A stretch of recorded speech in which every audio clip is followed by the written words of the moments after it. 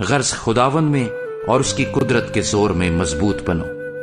خدا کے سب ہتھیار باندھ لو تاکہ تم ابلیس کے منصوبوں کے مقابلے میں قائم رہ سکو، کیونکہ ہمیں خون اور گوشت سے کشتی نہیں کرنا ہے،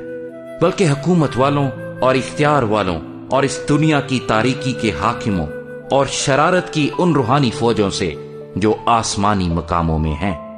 اس واسطے تم خدا کے سب ہتھیار باندھ لو تاکہ برے دن میں مقابلہ کر سکو اور سب کاموں کو انجام دے کر قائم رہ سکو۔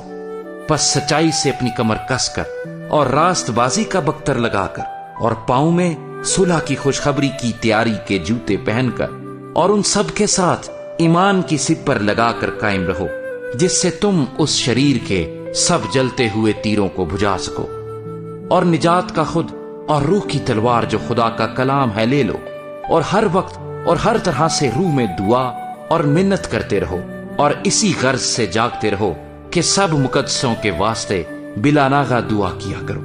اور میرے لیے بھی، تاکہ بولنے کے وقت مجھے کلام کی توفیق ہو، جس سے میں خوشخبری کے بھید کو دلیری سے ظاہر کروں، جس کے لیے زنجیر سے جکڑا ہوا ایلچی ہوں، اور اس کو ایسی دلیری سے بیان کروں جیسا بیان کرنا مجھ پر فرض ہے۔ آمین۔